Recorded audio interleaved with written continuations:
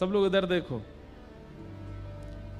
भीष्म पितामह कह रहे हैं, हे नाथ, मैंने आपके सारे रूप देख लिए। कौन कौन से?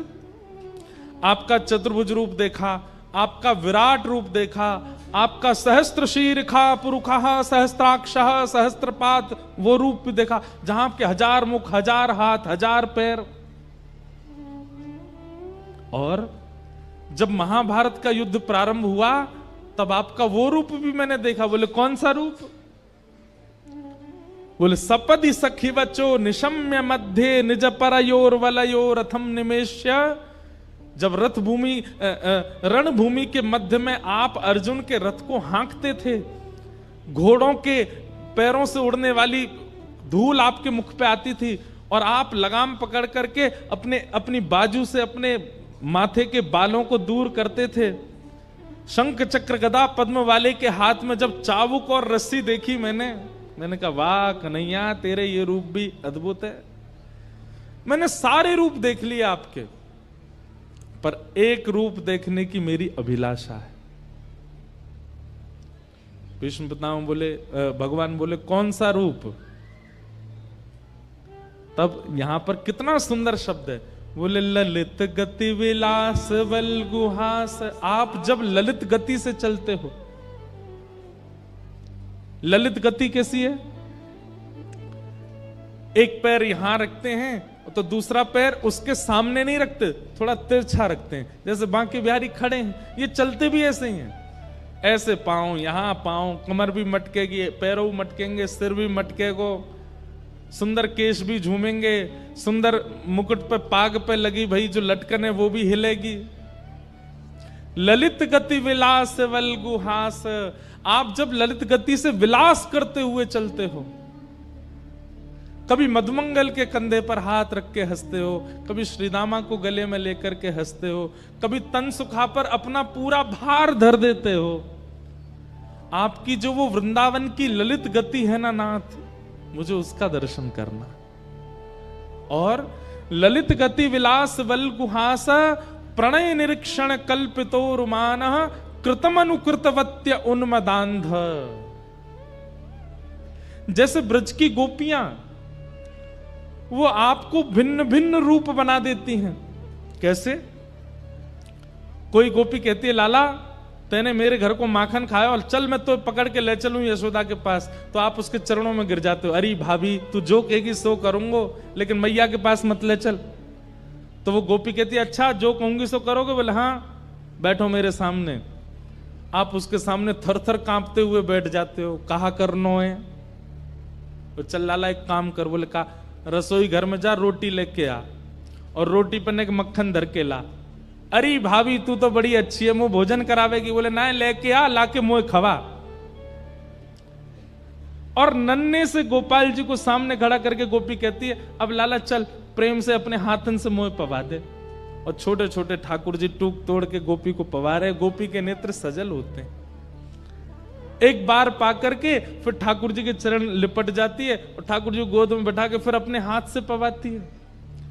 ताही अहीर की छो हरिया छचिया भरी छाछ पे नाच नचायो, रसखान कहते हैं। कोई गोपी ठाकुर जी को पकड़ लेती है और लाला को कमरा में बंद कर दे। ठाकुर जी कहें मुंह छोड़ दे।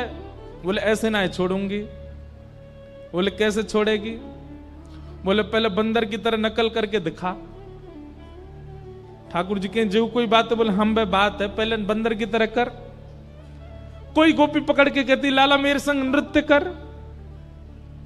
भीष्म पितामह कहते हैं बोले नाथ हस्तिनापुर का बनने में सुख नहीं है, द्वारिका का बनने में सुख नहीं है, मथुरा का बनने में सुख नहीं है, क्योंकि वहां आपकी चलती है।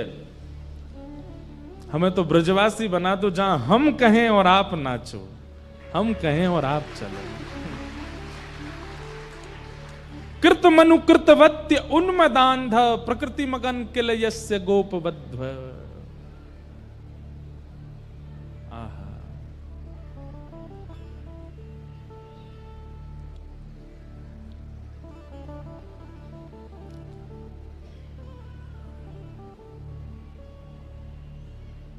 वो ललित गति का मुझे दर्शन करना है। हमारे अष्ट साप के सखा गाते हैं एक भी अंग ठाकुर जी का सीधा नहीं है, सब ही अंग को बांको।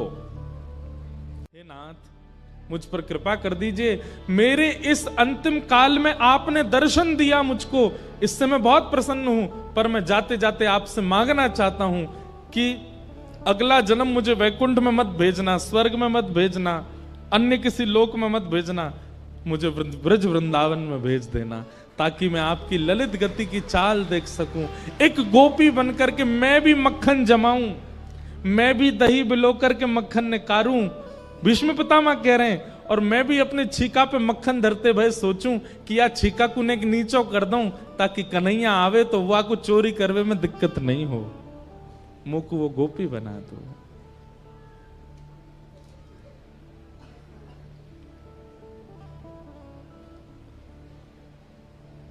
ठाकुर जी भीष्म पितामह से बहुत प्रसन्न हो गए। भीष्म पितामह ने अपनी स्तुति के अंत में ब्रज को याद किया, और पितामह भीष्म ने अपने प्राण त्याग दिए, भगवान द्वारिका को चले गए।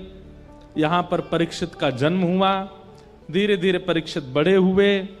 अर्जुन ने एक बार आकर के संदेश सुनाया कि द्वारिकाधीश लीला पूरी करके चले गए। परीक्षित को राज्य गद्दी पर बिठा करके पांचों पांडव स्वर्गारोहण को चले गए। परीक्षित की आयु ज्यादा बड़ी नहीं, छोटे से थे। ब्राह्मणों के नेतृत्व में बहुत कम अवस्था में, 6-7 वर्ष की अवस्था में परीक्षित राजा बन गए।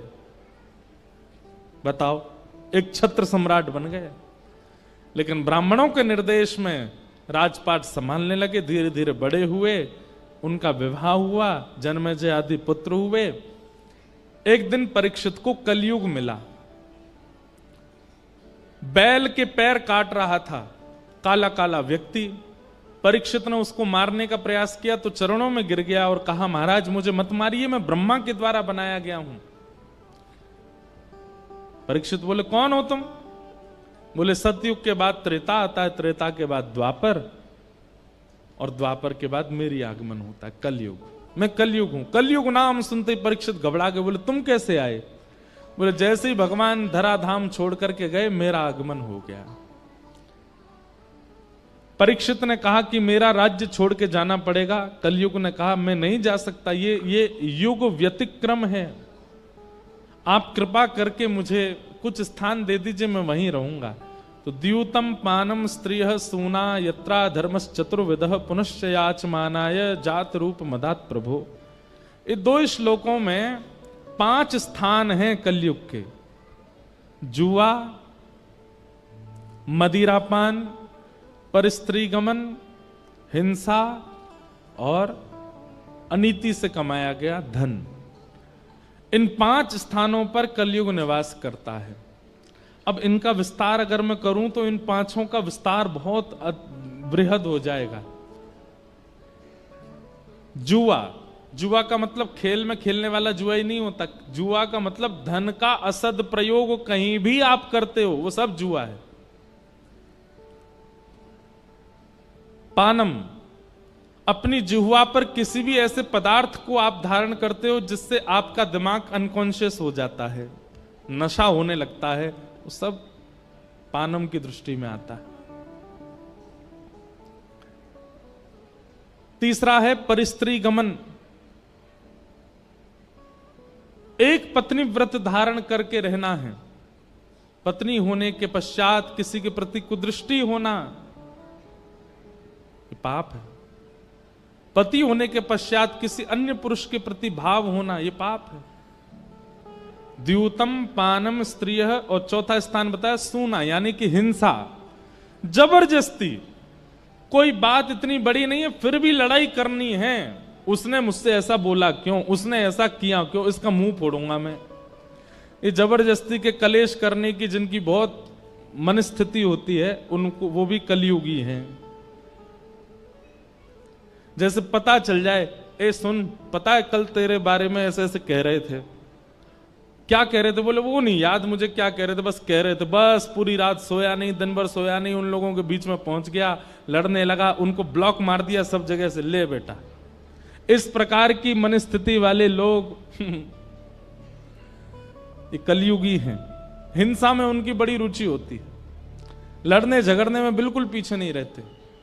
और अंतिम कलयुगी लोगों का लक्षण क्या है? बिना मेहनत के धन कैसे मिल जाए, इसकी विचारधारा में जो लगे रहते हैं। अनीति से कमाया गया धन, ये 5 स्थान कलयुग को प्रदान किए। राजा परीक्षित ने एक संत का अपमान कर दिया, जिसके कारण उनके मस्तिष्क में कलयुग प्रविष्ट हो गया। और संत के पुत्र शमिक ने 7 दिन में मरने का श्राप दिया। मैं सूक्ष्म में कह रहा हूं क्योंकि प्रसंग अभी बहुत हैं, सबको प्रणाम करना है। आप सब लोग तैयार होके बैठे हैं, पीले पीले बने आए हो, ठाकुर जी को नंदोत्सव होना है, इसलिए बस क्रम पूरा कर रहे हैं। परीक्षित जी महाराज को 7 दिन में मरने का श्राप लगा, पर वो विचलित नहीं हुए। जैसे ही उन्हें पता चला कि मुझे 7 दिन में मरने का श्राप लगा है, तुरंत अपना मुकुट उतार दिया, अपने पुत्र को बुला करके उसको पहना दिया और कहा, बेटा अब तुम राज शासन संभालो। पत्नी को बुला के कहा, बिल्कुल विचलित मत होना, मैं सौभाग्यशाली हूं, संसार का कोई व्यक्ति जानता ही नहीं है कि उसकी मृत्यु कब होगी, अगले क्षण भी हो सकती है, पर मैं ये जानता हूं कि 7 दिन से पहले मेरी मृत्यु नहीं होगी, 7वें दिन ही होगी, इसलिए मैं अपना कल्याण कर सकता हूं। मतलब जीवन में होने वाली स्थिति को नकारात्मक वे में ना सोच करके उसमें कोई सकारात्मक बुद्धि रखता है, ये एक वैष्णव का लक्षण है।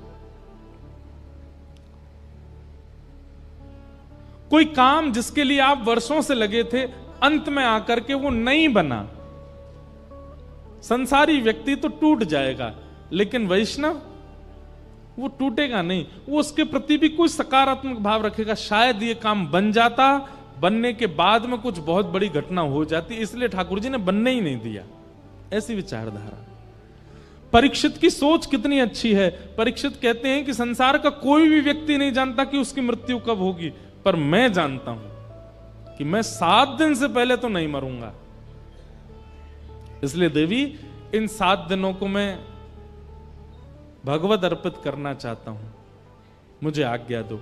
पत्नी की आज्ञा लेकर के परीक्षित वन में चले गए और वन में उन्हें श्री अनेक संत मिले, तभी वहां श्री सुखदेव जी का आगमन हुआ। बोलो सुखदेव जी महाराज की। सुखदेव जी महाराज जैसे आकर के मंच पर विराजमान हुए, परीक्षित ने चरणों में प्रार्थना करते हुए कहा, महाराज जल्दी मरने वाली की मुक्ति का उपाय बताओ।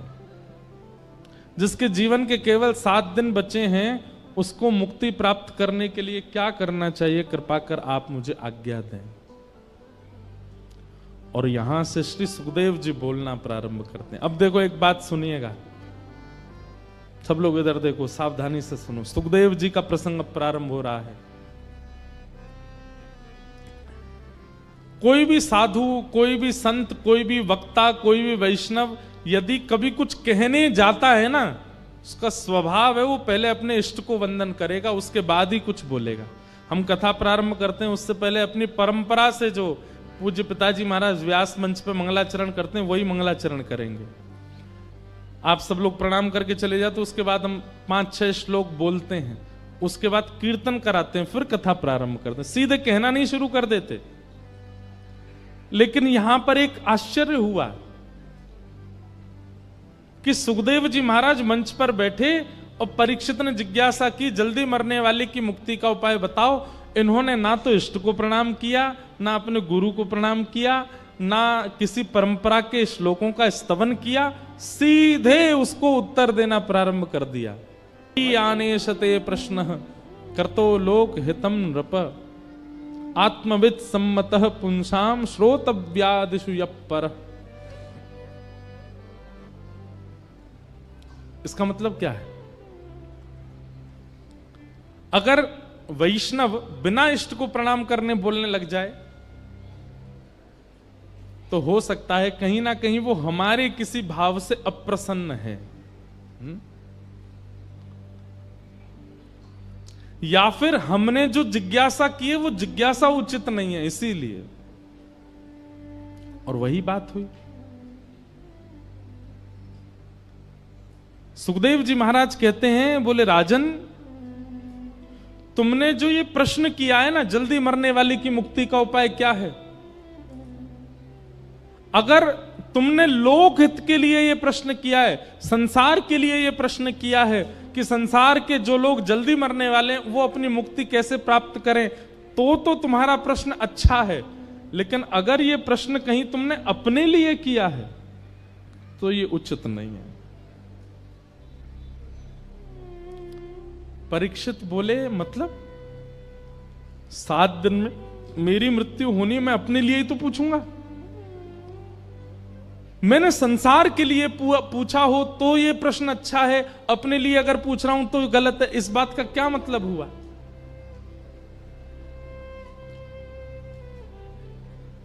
जो लोग आ रहे हैं, जा रहे हैं, उठ रहे हैं, बैठ रहे हैं, हमारी प्रार्थना है। पीछे वाले लोग इतने शांति से कथा सुनते हैं, आगे वाले लोग एक तो लेट आते हैं और फिर आके उठ उठ के और भागते हैं, सबको डिस्टर्ब करते हैं। ये देखो पीछे वाले ताली बजा रहे हैं, कोई नहीं, हम तुमको ही कथा सुना रहे हैं। बिल्कुल आगे वाले तो बैठ जाते हैं बस। वो बेचारे इतने ध्यान से कथा सुनते हैं, पर ये बीच वाले और आगे वाले, इनको उठने से ही फुर्सत नहीं होती। यहां से आएंगे वहां, हमारा भी ध्यान भंग होता है।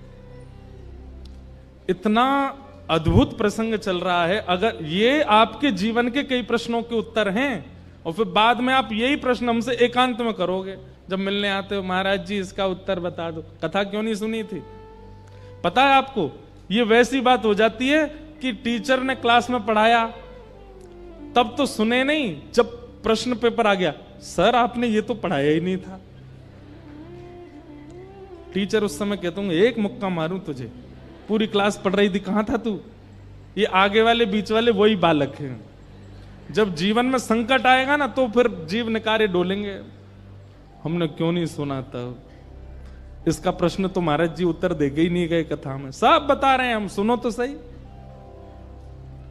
अब इतनी अच्छी बात है यहां पर, परीक्षित कह रहा है कि जल्दी मरने वाले की मुक्ति का उपाय क्या है, और सुखदेव जी कह रहे हैं अगर ये प्रश्न तुमने सबके लिए किया है तो ये प्रश्न अच्छा है, पर निज अपने लिए पूछ रहे हो तो गलत है। परीक्षित बोला श्राप मुझको लगा है 7 दिन में मरने का, तो मैं अपने लिए ही तो पूछूंगा। और आप कह रहे हैं कि सबके लिए अच्छा, तुम्हारे लिए अच्छा नहीं। कितनी सुंदर बात। सुखदेव जी कहते हैं परीक्षित ये प्रश्न तुम्हारे लिए उचित इसलिए नहीं है क्योंकि तुम कौन हो, ये बड़ी बात है। संसार के लोग सामान्य हैं, पर तुम कौन हो? मैं पांडवों का वंशधर, बोले नहीं, गलत उत्तर दिया तुमने। मैं पृथ्वी का एक छत्र सम्राट परीक्षित, बोले यह भी गलत उत्तर है। तो फिर मुझे क्या उत्तर देना चाहिए? तब श्री सुखदेव जी महाराज कहते हैं तुम वो बालक हो जिसकी मृत्यु को भगवान ने टाला था। तुम वो बालक हो जो अपनी मातृ गर्भ में प्राण त्यागने वाला था, पर ठाकुर जी ने आकर के तुमको बचाया। तुम वो बालक हो। तुम वो बालक हो जिसने जन्म बाद में लिया है, गर्भ में भगवान का दर्शन पहले किया है। और ऐसा बालक, बात सुनो, ऐसा बालक जिसकी रक्षा स्वयं प्राणनाथ ने की हो, जिसकी रक्षा स्वयं संसारनाथ ने की हो, जगन्नाथ ने की हो, वो बालक मेरे सामने हाथ फैला के कह रहा है जल्दी मरने वाले की मुक्ति का उपाय बताओ। तुम तो पहले ही मुक्त हो चुके हो क्योंकि तुम्हारी रक्षा भगवान ने की है।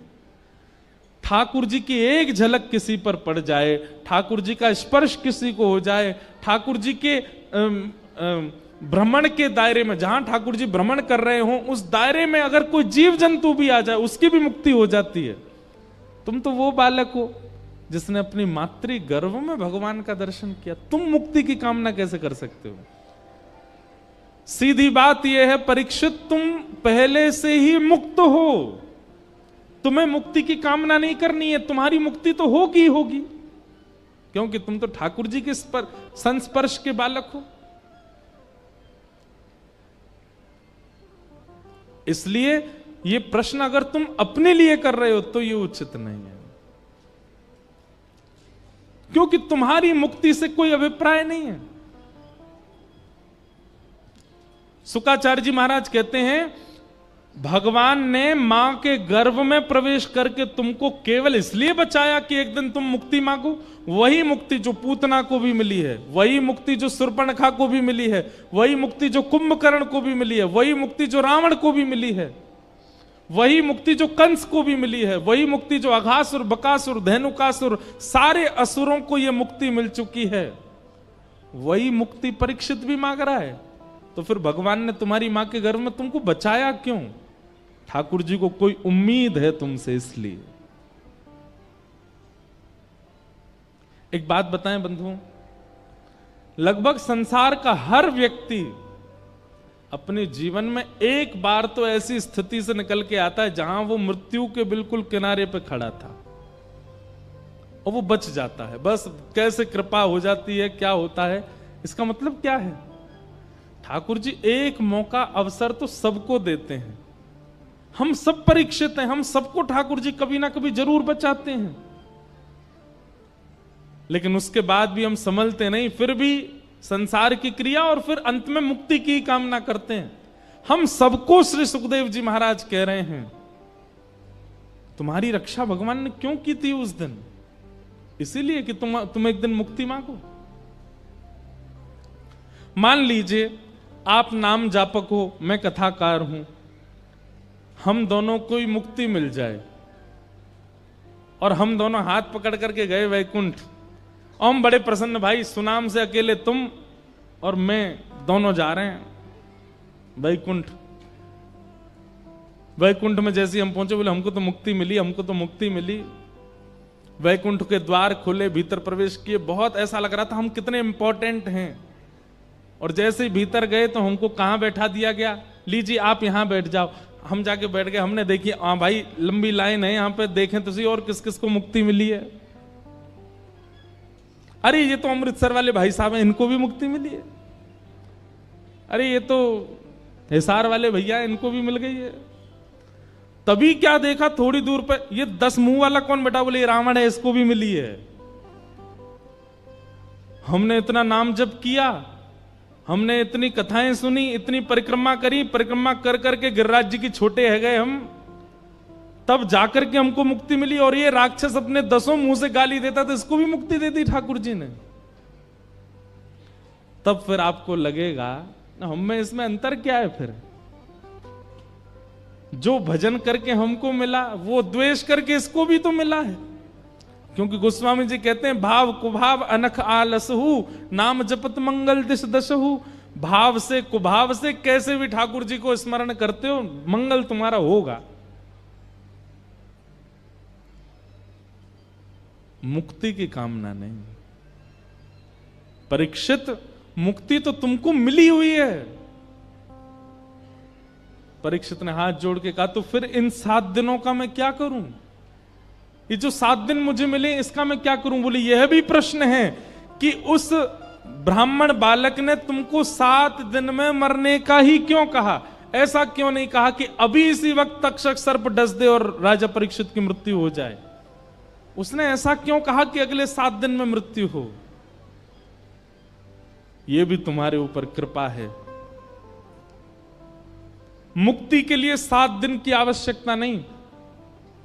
हमारे शास्त्र कहते हैं जिस व्यक्ति ने जीवन भर पाप किया हो, सारे गलत काम किए, जीवन में कोई काम नहीं छोड़ा, और वो अपने अंतिम स्थिति में अंतिम श्वास ले रहा हो और उसी समय कोई रसिक आकर के कान में एक बार बोल दे श्री राधा, श्री कृष्ण, श्री वृंदावन, श्री गिरिराज, श्री गोवर्धन, एक नाम भी कोई बोल दे और उसके प्राण निकल रहे हों, भले ही उसने जीवन में कितने भी पाप किए हों, अंतिम काल में यदि कान में कोई भगवान नाम आ गया और उसके प्राण निकल गए, तो यहां स्पष्ट लिखा है योगिनाम नृप निर्णीतम हरेर नामानुकीर्तनम।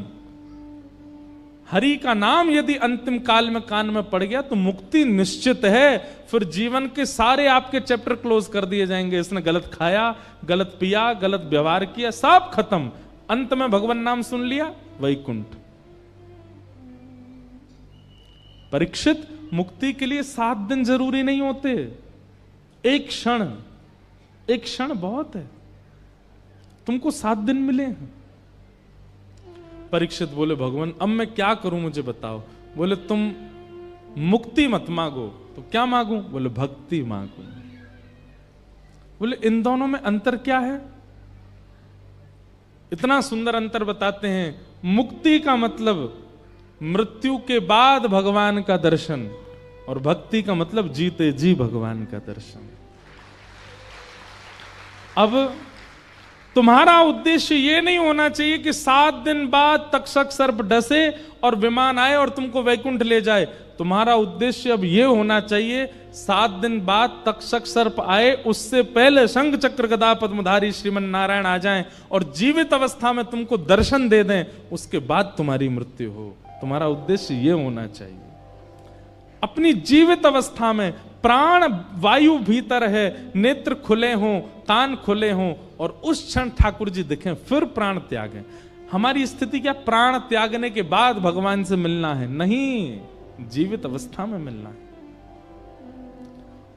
और प्राण त्यागने के बाद भगवत दर्शन को मुक्ति, जीवित अवस्था में भगवत दर्शन को भक्ति। भक्ति मांगो। परीक्षित की स्थिति ऐसी हो गई, अब उनको चिंता नहीं थी मृत्यु की, अब तो चरण पकड़ लिए, बोले मुझे मुक्ति भुक्ति कुछ नहीं चाहिए। इसका भाव क्या है? हमें मुक्ति नहीं चाहिए, भुक्ति नहीं चाहिए। हे श्यामाजू, केवल एक बार आप बस ये कह दियो ये मेरो है, ये जो बैठो है ना ये मेरो है। बस आप ये कह देना कि हम आपके हैं, और ये कहने के बाद भले ही जीवन भर हमारी ओर देखना मत, हम पर कोई कृपा मत करना, हमें छोड़ देना अकेले, हम जीवन पूरा व्यतीत केवल इसी भाव में कर लेंगे, किशोरी जी ने हमें अपनाया है, और कोई कामना नहीं है हमारी।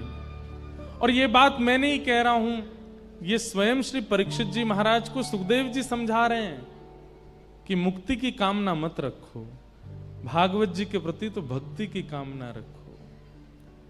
और केवल ये कामना रखनी है कि मृत्यु हो उससे पहले एक बार बस ठाकुर जी प्रसन्न होकर कह दें कि हाँ मैंने तू स्वीकार कर लियो, बस फिर चाहे प्राण चले जाएं।